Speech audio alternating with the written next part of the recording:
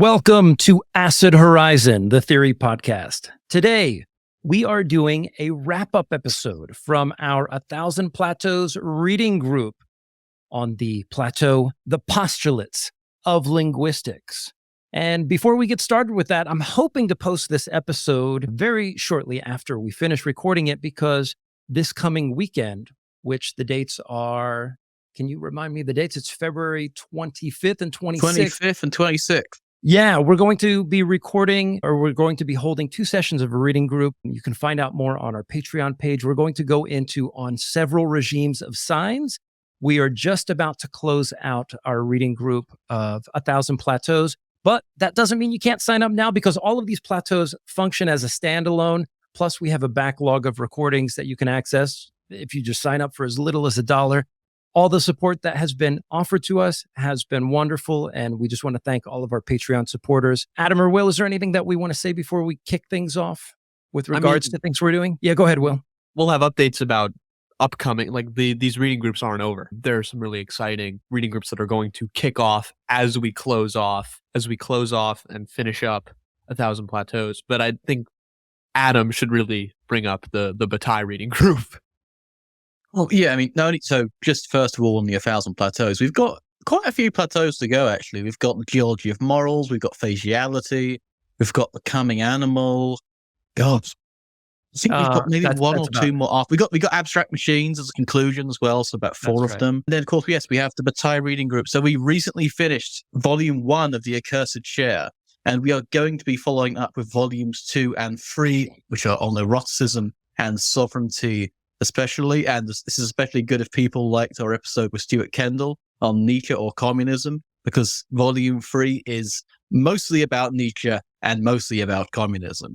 And I think at some point, possibly in the meantime, we're going to be doing a little bit of reading on something from The Limits of the Useful, which is a new book of Bataille's which has been translated, which is an early draft, really, of The Accursed Share Volume 1. And it comes with lots of plans he had for Volume 1. And sometime early March, we're going to be having the 2 translators of that work on to discuss it. So it's going to be great and new, fresh Bataille stuff off the presses. And that's what we do. We're just putting together interviews. Like Adam said, we have the translators of that very fresh Bataille translation coming on. We have David Bentley Hart coming on the show. We have in the works a potential guest for a spot with us on Zero Books with Etienne Balabar.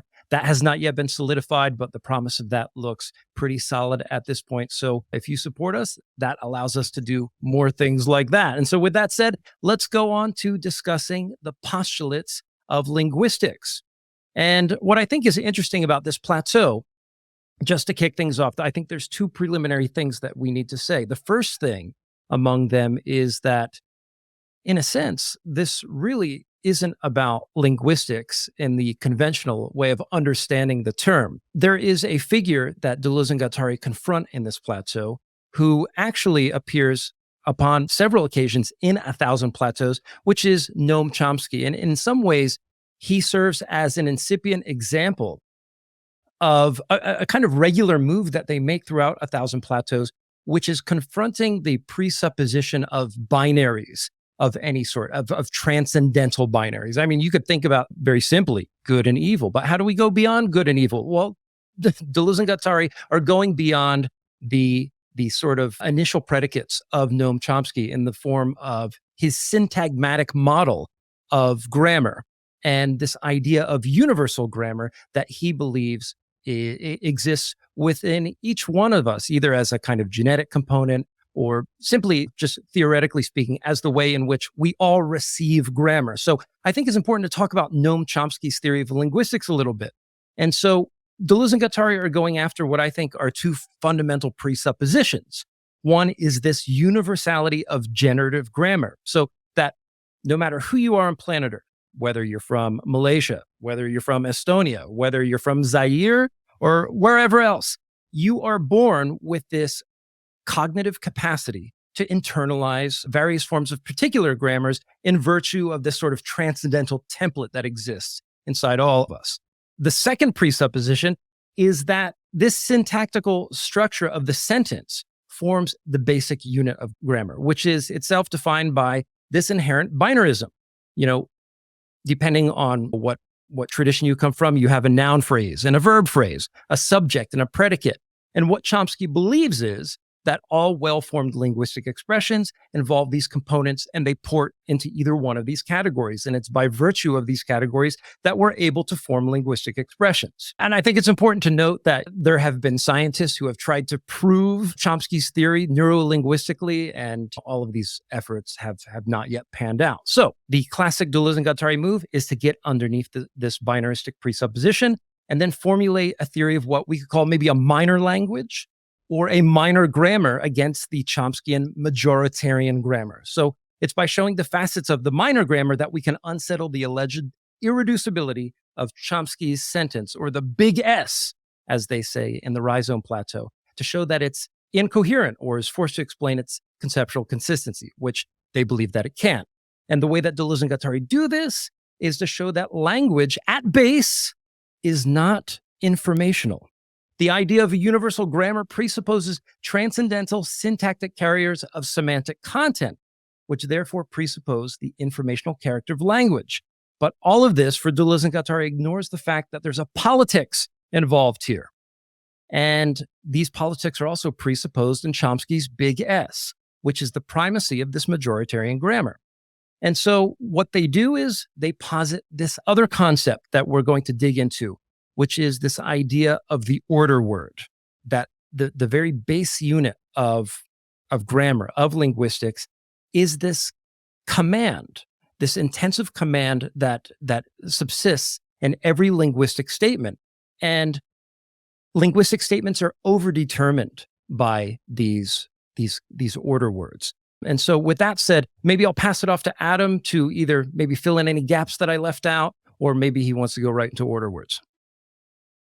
Well, just to begin actually with a slight return to the Chomsky, and this is something that we did cover a little bit in our episode on the rhizome plateau, but the elementary sort of pattern of Chomskyan linguistics is the tree.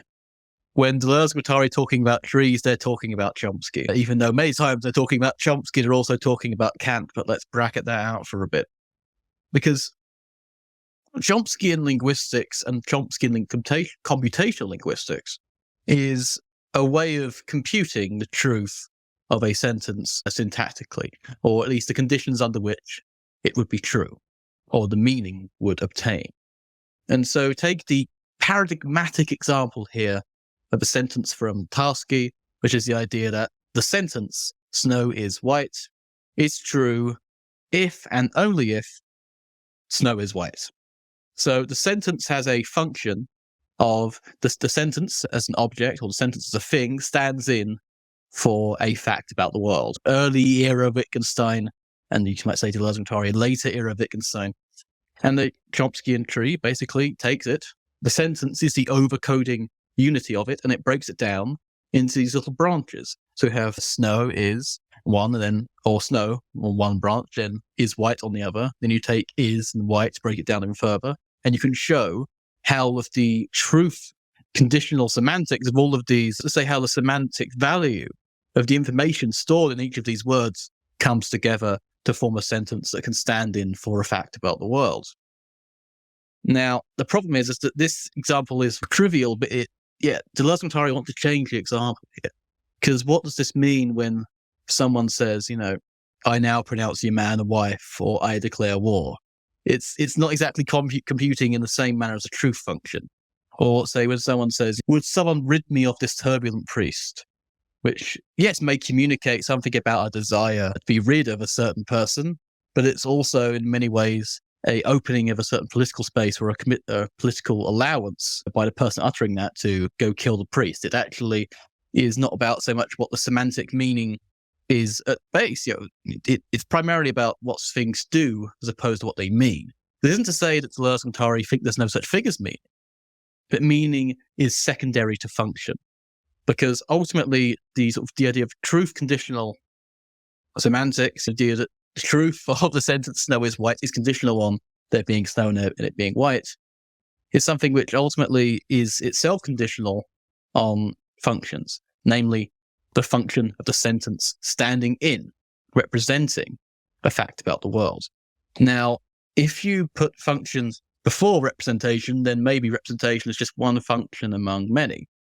And if representation or signification is one function among many, so a signification, a signifier, as its function is to present is to refer to a signified, then function undergirds all of this. And given that they're working from a cybernetic standpoint, people like Gregory Bateson, who observes entire environments and their outsides, humans and their outsides as part of wider systems and wider ecologies, then they're not going to preserve the sort of the sacred unity of language as a self-contained system or as a complete system.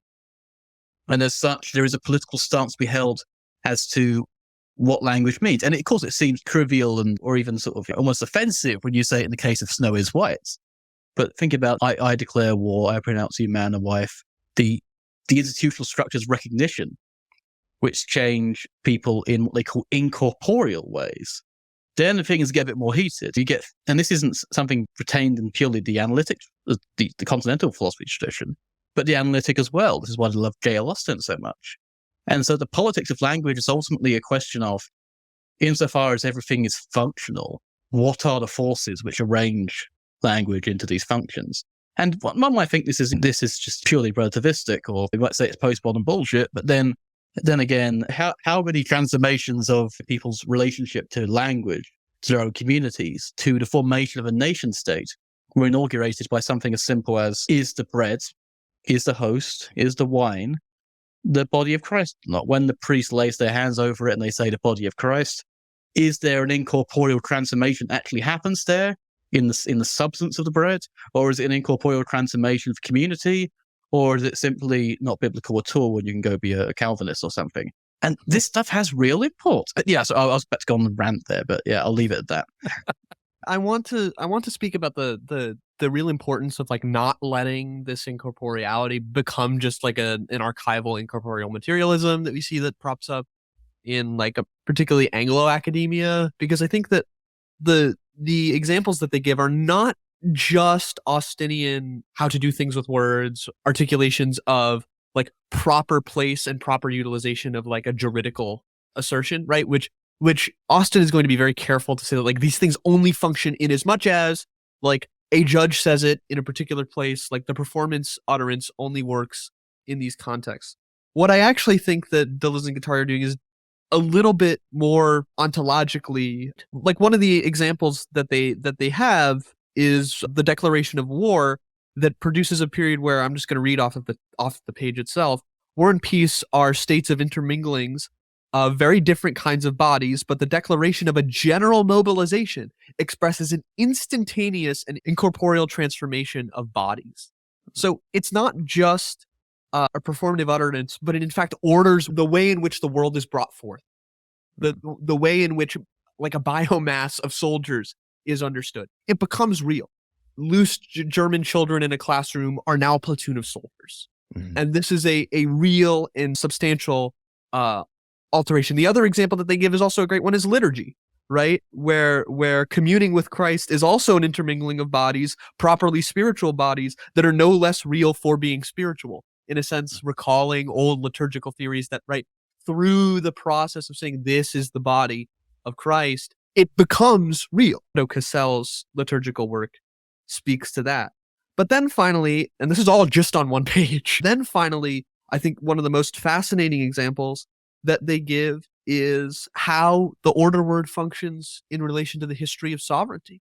They kind of dispense with the philosophy of right in a paragraph where they argue that the origin of society is, quote, quite strange. A passage from the state of nature to a social state is like a leap in place, an incorporeal transformation occurring at 0 hour. So for them, they articulate sort of a comparable to the history of the philosophy of right that I think one can find in Foucault, but even throughout history in the sort of historicist tradition of Boulanger, like all these other accounts of historical and political right. They see that though history may never be rid of dates, politics needs this incorporeal transformation that occurred at 0 hour and never stops occurring. Right? The subject under power is always in a state of tension. And what keeps them in that state of tension? The order word. right? Yeah. It orders reality. So in a certain sense, this makes me want to say the dreaded thing, which is like Deleuze and Guattari are doing just really good political ontology here too. I know that upsets Todd May, but they're doing I think just very solid political ontology that renders things intelligible, right? It makes the convict someone who can be understood, the delinquent someone who can be understood, and injects them into a discourse on criminology without which it wouldn't be possible, right? So what the order word does is it structures realities and makes realities intelligible to two subjects who then understand their position, right? But also allows new forms of knowledge. And their work on Canetti's crowds and power also speaks to this as well. But yeah, so that's just my opening. No, that's great. And I'll just bring it back for a moment because there's a refrain within the work of Guattari, and we see it again in the subsequent Plateau on several regimes of signs, which is the idea that language, well, there is no language in itself. There is no universality of language. And so when we think about like what an order word is, it's this base unit that comprises what we understand as language, but there is nothing about language as we understand it that's reducible to a notion of language. And the question is then, well, then how do these order words work? Well, they have this inherent command character to them, and they function via redundancy. By redundancy, we simply mean like a frequency of use, the frequency with which these order words are heard or encountered in language, and their resonance, meaning the kind of power that they maintain in virtue of other sort of political intensities that undergird them. And so what does an order word do? Well, it emits this kind of command, right? And the idea that there exists something like a universal grammar, well, is itself a power marker. This is their critique of Chomsky, is that this capital S, this formation of the subject and predicate as being universally presupposed, has all of these political determinants. And what Deleuze and Guattari believe is that language is not life. What language does is it gives life's orders. Life listens and it waits. And the one thing that they want to clarify about order words is they are not determined by anything metaphorical or analogical, because that would return them to this notion of representation. But everything proceeds via a kind of indirect discourse. And the reason that's important here is because they provide an important example by saying that bees, like bumblebees, don't have a language. And the reason that they say that is bees cannot transmit order words in the same way that human beings can. So, for example, when a bee leaves the hive and it goes and it finds a flower, it finds the flower and says, I got to go tell the other bees. When the bee flies back, it signals to the other bees, hey, I found the flower. However, only the bees that have seen that bee do the flower dance know that the flower is there. That order word or that command does not traverse the body of subjects in the same way that something like a signifier or something like a word meaning does in the human language. And to them, that's important, because what happens is in the field of signifiers, it's by virtue of our contact, let's say, with a sign, with a gesture, or with any body of meanings, that we can receive these order words. We can receive these emissions over a long stretch of time or across space in a way that other animals cannot. So these are just some of the sort of incipient contours of the concept. So to begin, Deleuze and Guattari aren't saying that there's inherent authoritarianism to language and therefore we must abandon it. Let's get rid of that misconception straight away. It is simply the idea that before significations are significations, they are functions of standing in for something else. If you look at everything functionally, then a statement is a way of ordering the ways in which the information within it can be communicated. It's not that communication doesn't happen within language. Is that it's secondary, it's ephemeral. Not necessarily ephemeral, but it's secondary to the production of stratifying different ways in which a meaning can go, which life can have a certain meaning within a given context.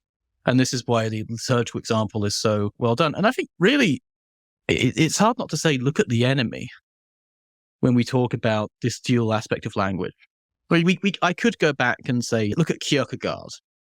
And think about the order word there. If language is all about transmitting truth semantically, then we go back to Kierkegaard's story of the man who goes, he escaped from an insane asylum, and he says, I'm just going to only say true statements and they'll think I'm mad. So the only thing he ever says to anyone is that the sky is blue. And then they realize he's mad because it's the only thing he ever says, and he gets locked up again because actually there needs to be a contextual aspect of signifying one's relationship to a community and to the communal debts that forms that community and to the communal power structures of recognition. Because recognition does not convey a meaning on someone before it conveys upon them a function or an integration of them into the social whole. But I'd like to read out actually a couple of quotes on the order word from the Postulates of Linguistics. These are both from page 88 on the Bloomsbury edition. When the schoolmistress instructs her students on a rule of grammar or arithmetic, she is not informing them any more than she is informing herself when she questions a student. She does not so much instruct as ensign, give orders or commands. And I think this is very good when occasionally you might hear something in English like, I'm not simply informing you about something, I'm telling you something. If I say go do this, I'm not saying this is one thing you can do and my desire is that you should do it. It's saying go do this. And it's accept what the meaning of this word is and then go and do it. And there's another quote here which I think is great to follow up with, which is, language is not made to be believed but to be obeyed and to compel obedience. And this is a little break I put here. We see this in police or government announcements, which often have little plausibility or truthfulness, but say very clearly what should be observed and retained. The indifference to any kind of credibility exhibited by these announcements often verges on provocation. This is proof that the issue lies elsewhere. And one can even go back to how Sartre talks about the anti-Semites. The anti-Semite knows perfectly well what they're saying is bullshit. That's not the point of it. But even the police tactic of barking, when a policeman is barking at their victim and says stop resisting, they are not actually informing them that is an option for their body to take. That is an order word to order themselves to continue, that the beatings will continue. And if you look at the function of newspapers, the function of newspapers is not to inform, it is to create certain levels. I mean, the reactionary transphobic columnist has no clue whether what they're saying is true or not. Doesn't matter if they believe whether it's true or not. That's not the function of it. When I say that newspapers are predominantly stochastic terrorism influence, stochastic terrorism is not something you can understand under a precept of Chomsky and linguistics. Because these people do not give a shit about the truth of what they say. And it doesn't matter because the language is meant to, has a specific function of stochastic terrorism. When one says, would someone rid me of this turbulent priest? They are not providing you with an informative, communicative aspect other than a command to rid the king of that turbulent priest. And I think this one of the great political needs of one of a theory like this is the enemy knows well that the language is not something that is purely communicational. They know it has an ordering function to reality, and not in the sense that because they say it becomes true, but because there's an integrated aspect that life is what is ordered by language. If we didn't say that, then we wouldn't be able to order someone to hail a cab is to order life through language, through signification. To say stop thief, to cry for help is like this. And I think this is something we really need to take on board if we're going to understand the stochastic terrorism that lies at the heart of the enemy's practice today. I don't think it would be a stretch to say either that when you hear someone like Ben Shapiro say something to the effect of facts don't care about your feelings, what that statement intends to invoke is the representative function of language, using it, mobilizing it in a way to deactivate the other expressive, illocutionary functions of language that their enemies use, which are convincing and compel a certain attitude, action, or feeling. And so I think it's important to see how this function of language that's upheld by Chomsky and being critiqued by Deleuze and Guattari are actually mobilized in the same way that Adam is saying about stochastic terror.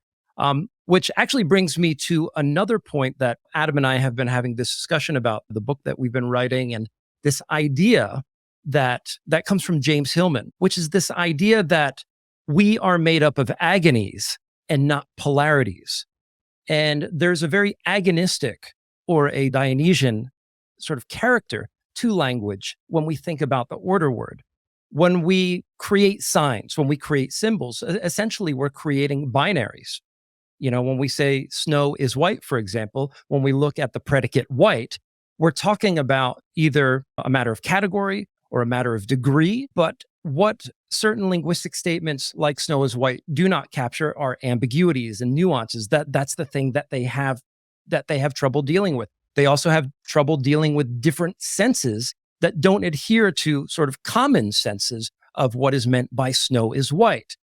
And I think what Deleuze and Guattari do in their book on Kafka actually works really well with the postulates of linguistics. They invoke the linguist Vidal Cefiha, and I think I'm pronouncing the last name correctly. What he says of Kafka's work, well, they use his theory of linguistics to analyze Kafka's work to say that what Kafka does in the context of the German language, which in Kafka's experience is a majoritarian language, is that somebody who speaks either a pidgin version of the language, or if they speak some sort of dialect of the language, or if, for example, they're a foreign national and they're learning the language, it's often the case that those folks can do things with the language or see things within the language that those who speak the language as quote unquote native speakers cannot do. And what they say about Kafka is he exploits these tensions, or what they call tensors, within the language. And to use the language of the postulates of linguistics, it's almost as if Kafka in his work is plumbing the depths, plumbing the agonies of the German language, and ordering his sentences and ideas in such a way as to elaborate that which is ordinarily not expressed in the majoritarian mode of speaking or writing that language. And I just think that's an interesting concept with which to approach what they're doing in the postulates of linguistics is basically they're trying to, with the order word, is to sort of navigate the complexities of the agonies over and above the polarities presupposed by Chomsky. That's really important because like when we think about like what the more difficult tasks in say a destituent ethic would be, it would be the destitution of language, right? Would be probably the most complicated relationship to the word. And in a certain interpretation of the epistles, like what does the word do? The word is that which deactivates language, right? It deactivates the rule of the law. So the distinction between word and order word is really important here too, because when we talk about the function of the order word, to bring it back to Kafka, for them, what Kafka exposes is that every order word carries with it judgment, right? Capital J, judgment. So in a sense, like it carries with both the circumscription, right? So the utilization of and the connection of concepts, right? But also what is necessary is the circumscription and execution. They say like it carries a little death. There's a little death in every invocation of the order word. And for them, it doesn't simply say communicate or transmit communication, but it shows kind of a map. And that map basically for them, and we've already covered this, I don't know if we did a wrap up of the plateau, but the distinction between the map and the tracing is really important here. So I want to bring it way back to the function of judgment in the order word here. And maybe I think Adam, you would have something to say about the use of judgment in this plateau. So, Kant time. So, judgment is more or less what Kant bases the categories on. A judgment is a spontaneous act of thinking whereby we apply thoughts to sensory experiences. For example, I see a black cat and I say, I think that the cat is black. Or the I think can be the I think doesn't have to be there. It just formally has to structure it as a possibility of it being there. And the order word is essentially, if you bring into structure of judgment, then judgment is the forming of things into subject and predicate binaries. We say that X is Y. The subject to the sentence is Y predicate. And of course, limiting the sphere of what can we go around the is one aspect of the political here, but also as an aspect of what can be tied down to an is. What can we recognize? What can be granted the incorporeal transformation that comes with some predicates? For example, the incorporeal transformation of this is the body of Christ. That's a judgment. This bread, X is Y. body of Christ. And the order word in relation to judgment, I mean, the idea of death, I think the idea of death is mostly because there's a cutoff for coming insofar as something is an order is imposed on it. And there's a little way in which this happens, in which this word could mean something else. It could be attached to a different signifier. And this is the emancipatory potentiality of something that's called recoding. And for listeners, we covered this actually in our episode with Jules Gleason on gender transitions and the idea of recoding parts of the body with new words. So the idea of, for example, the recoding parts of one body's and sexual activity, the leather daddy recoding of the penis, for example, or the dick. I mean, the suffix ussy, brilliant idea of recoding. We can laugh, but it's actually a brilliant idea of this, the idea of recoding things in this way. And the way in which people can recode themselves with, for example, various xenogenders, an example, are great ways of recoding and life escaping the formal binaries of coding in this way. And so I think that it is an escape from, or at least a little break out of certain structures of judgment. And they can even think, and to go through her examples, Edouard Glissant, the great theorist of the Creole language, or creolization of languages, likes something like Deleuze because it shows where the grammar is actually usually a top-down imposition. And not only do we see this in the marginalization of sort of ways of talking pidgin English or sort of local dialects of English. I mean, for fuck's sake, in Britain, we call them grammar schools. If you go to a grammar school, you're probably going to be all right. We lay it on pretty thick. And despite the fact this is an island, it's not an island, it's an archipelago. It's an island because of overcoding and order words. But it's an archipelago. It used to have so many different languages on it. Well, and still does, but they've been minoritized and suppressed. Gaelic, for example, Scots, Cornish, Manx, all of these particular minor languages, even just the languages of other people speaking today. I mean, if anyone who comes here and speaks languages not English, they're pressured to not use English. And that's not because English is the most efficient way of communicating semiotic flows of information. Absolutely not. And even if it was, that wouldn't be a good reason.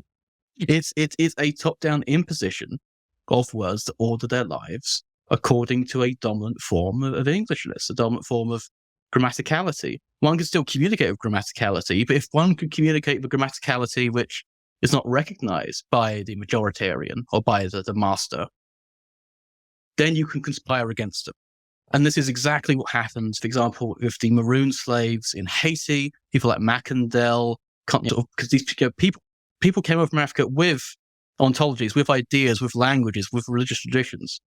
And the white slave masters couldn't recognize this. They were stuck in a majoritarian order-word position of this is good or bad, this is a Christian or it's devil worship. And yet people because they couldn't understand what they was looking at, and I go into this actually a lot in our book, that they couldn't understand the languages, they wouldn't understand the languages, and therefore there's a space in which you can break apart from them and think about ways to emancipate yourself and fight against this enemy that tries to impose these order words of language down upon you. And there are particular structures of judgment which try to impose universal categories.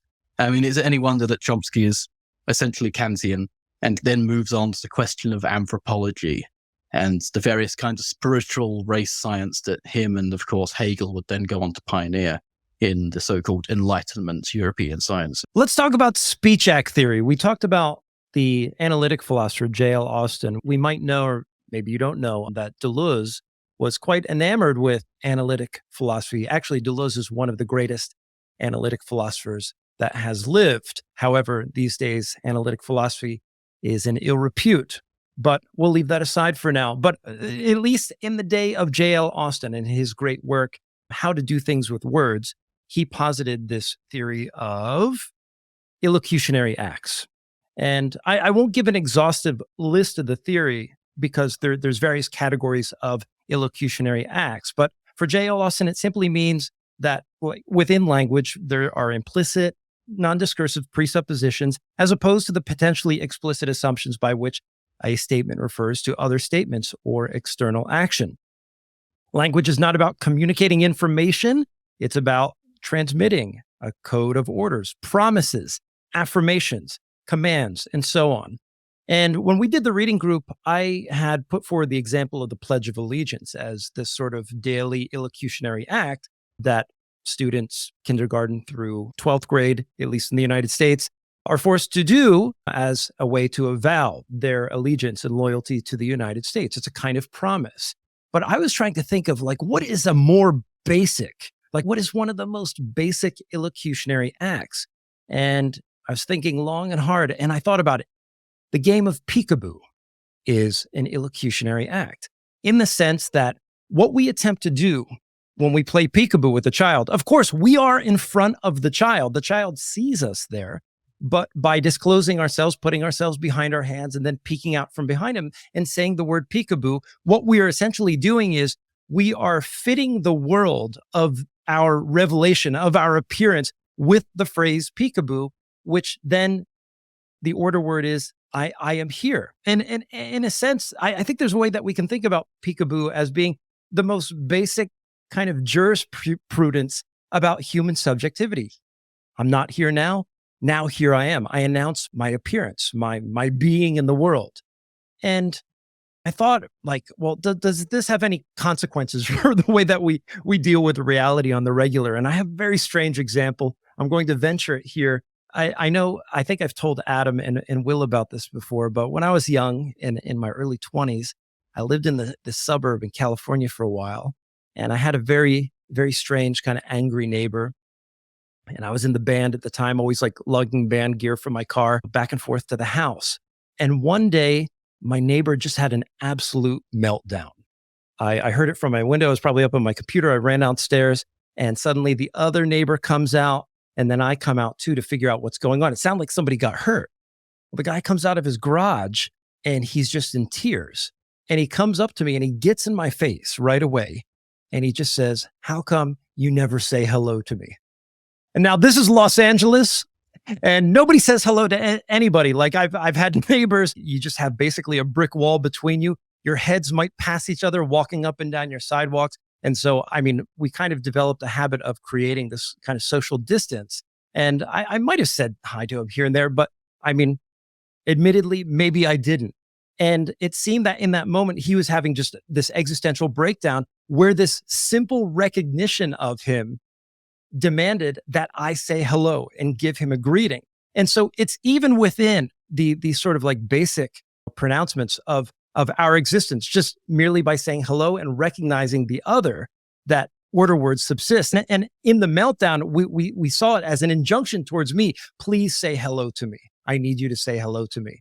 And that was probably the saddest, most existentially dark game of peekaboo I ever had to play with a neighbor. But anyway, I don't know. Adam, do you have anything, or Will, on speech act theory?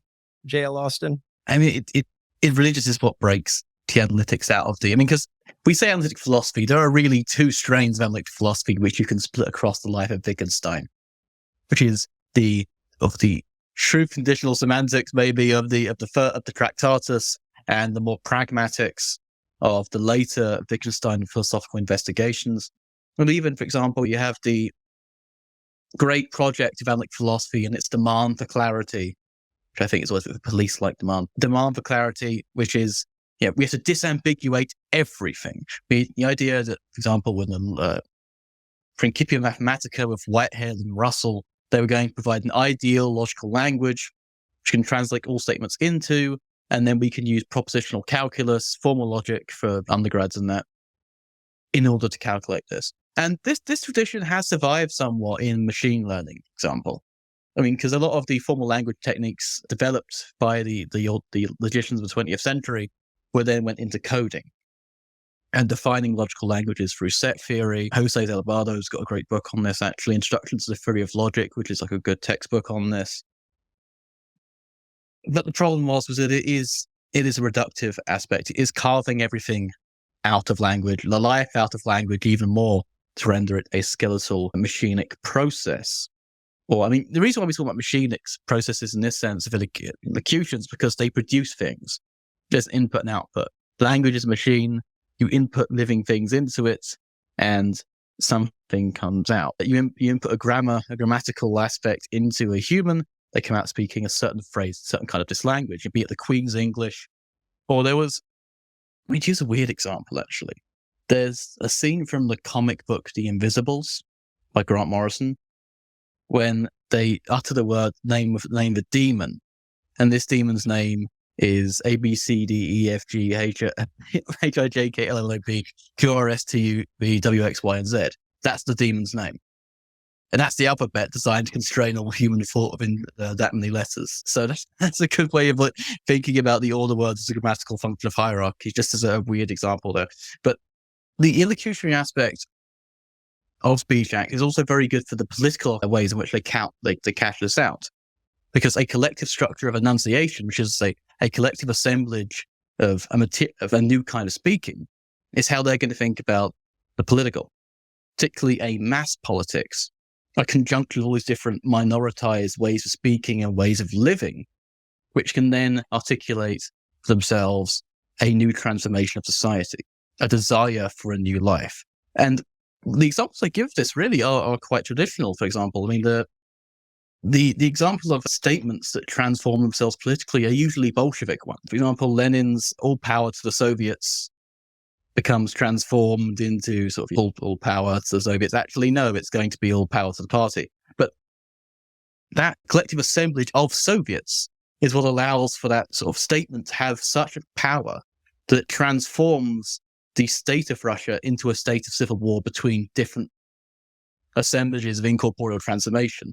For example, the White Army are going to try and incorporeally transform the body of Nicholas II into a sovereign body of the Tsar. And the very prospect of this incorporeal transformation is so terrifying with its potential that a coronation is not allowed to happen. And so the Bolsheviks take the Romanovs out back, throw them down the mine shaft, because the prospect of this incorporeal transformation has real political efficacy. And so these speech acts, whilst we're using big political examples here and traditionally more authoritarian examples, this is one of the ways they try and cash them out. This isn't to say, for example, that any performative speech act is therefore authoritarian. And this is very much this idea of, how dare you say hello to me in the street? You are forcing me into a conversation with you. Oh my God, this is authoritarian foisting of conversation onto people. It's not like that. It's just an ordering of life. It's a structuring aspect, an insignifying structuring aspect, but it does have these strong world historical implications. Right. And I think maybe the thing to add to that is the role of resonance. So one of the basic examples that they highlight is just the simple pronouncement by the judge of guilty to someone, right? You go through a trial, there's a procedure there. I mean, arguably the whole process of a trial is basically an arrangement of these order words in a very sort of complex manner that comes to the point of a verdict whereby the judge hands down the final judgment of guilty or not guilty. And when that guilty charge is leveled, things happen. The entire status of the then criminal changes. An incorporeal transformation takes place. Now they are the body of the condemned. They will either go to prison or suffer capital punishment. But not anybody can say guilty. I can't just go out on the street and just point to a random person and say guilty. Part of the collective assemblage of enunciation is this idea that all these material factors come together. They're overdetermined not only by linguistic factors, but even, I would say, the courthouse as a material edifice and a material force makes the leveling of the guilty charge potent. So, I mean, and this is why, for example, there are plenty of other examples that we can make of this. I now pronounce you husband and wife, or any number of examples like that, where a kind of pronouncement is made at a commencement, for example. Welcome the graduates of 2023. It's in that moment that then those bodies are then changed. Do we have any other lingering concepts, concerns, abstract machines, things we want to talk about?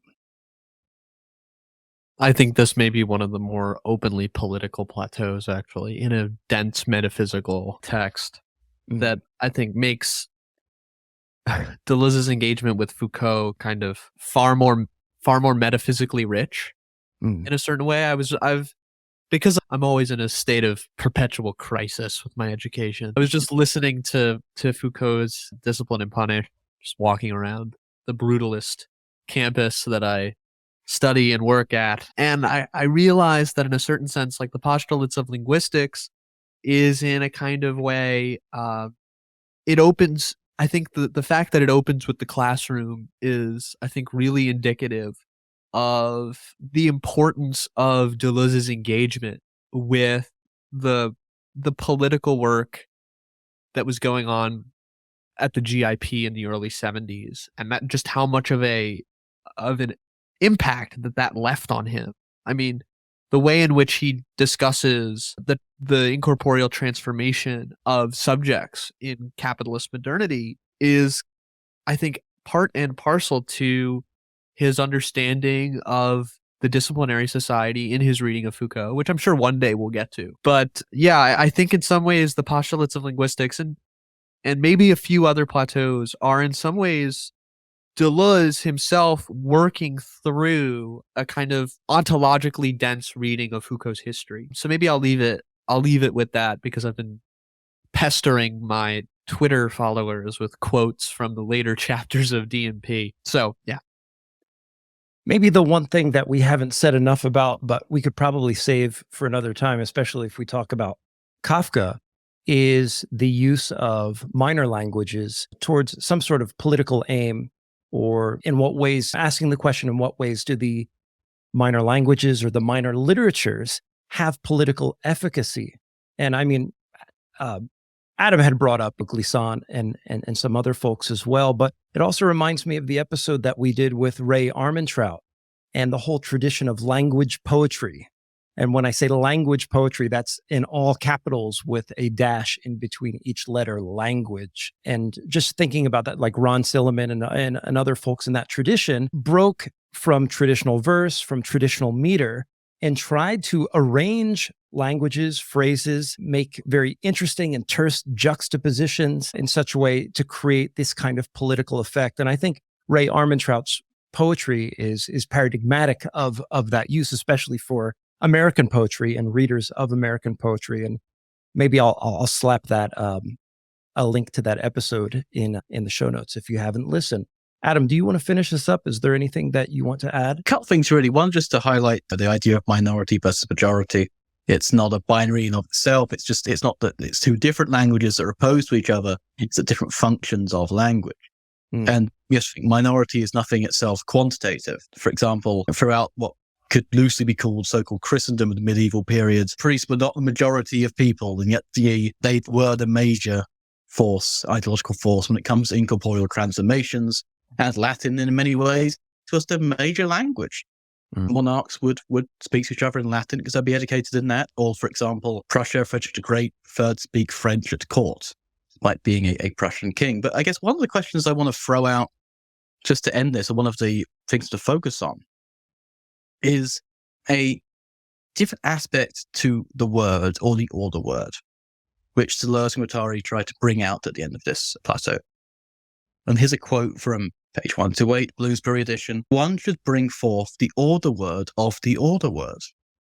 In the order word, life must answer the answer of death, not by fleeing, but by making, flight, act, and create. There are passwords beneath order words. Words that pass, words that are components of passage, whereas order words mark stoppages or organized, stratified compositions. A single thing or word undoubtedly has this twofold nature. It is necessary to extract one from the other, to transform the compositions of order into compositions of passage. And passwords really are words of fugitivity, words that are making an exit from a dominant strata. And you could think of you could go to Luther nailing down the theses as a list of words of passage, really escaping all the words, or sola fide. Or we can think about words that break from the dominant language or a dominant structure of grammar which they cannot understand. One could speak in language that the poshos of Britain maybe would understand, and therefore you won't conspire against them. But this theory of the password, I think, is one of the really optimistic aspects here, because it is a passage away from the ordering that one has received, and also it's the presupposition of ordering, because the organization of a body presupposes a virtual potentiality of that body, which can therefore be tapped into and then organized, and if needs to be, reorganized. We know this in our economy. We know that under precarious conditions of labor, you're changing your body into a delivery machine, into an Amazon stocking machine, into a teaching machine, into a posting machine, because posting is creating a commodity of data and speculative ad revenue. We're doing this all the time. So they're pointing at a real material and, in many ways, linguistic basis for an escape that's always already happening.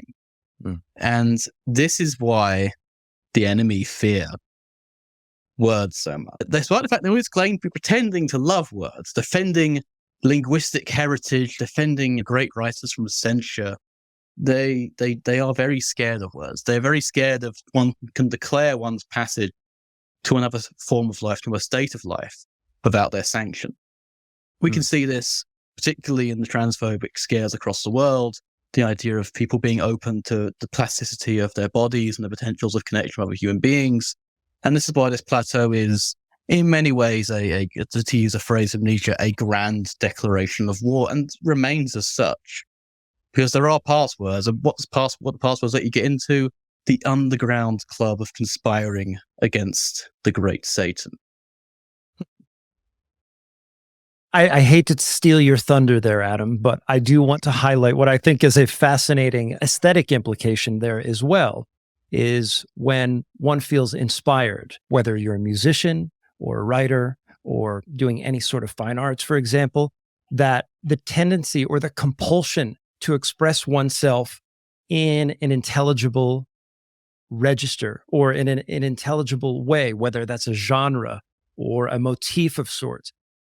You know, what underlies this impulse to create our own passwords is sometimes to submit ourselves to those extant passwords of the symbolic order.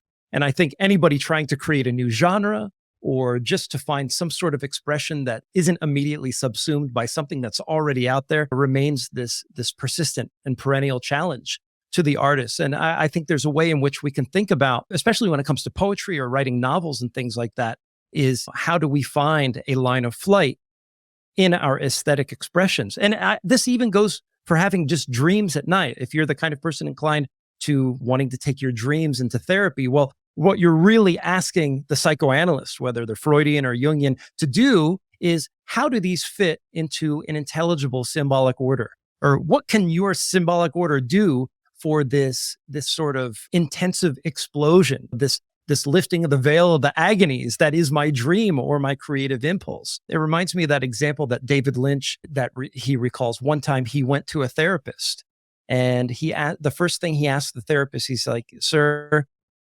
is this therapy going to impact my creative ability in any way? Is there any risk of that happening?" And the therapist responded to him, "Well, David, it might actually do that." And David Lynch then extended his hand for a handshake. He's like, "Thank you. Have a nice day. I will not be doing this." And so he was able to head off the risk that we've highlighted here today. All right. Well, with that said, that's the Postulates of Linguistics, and we'll do some other wrap-up episodes and some other fun stuff coming soon.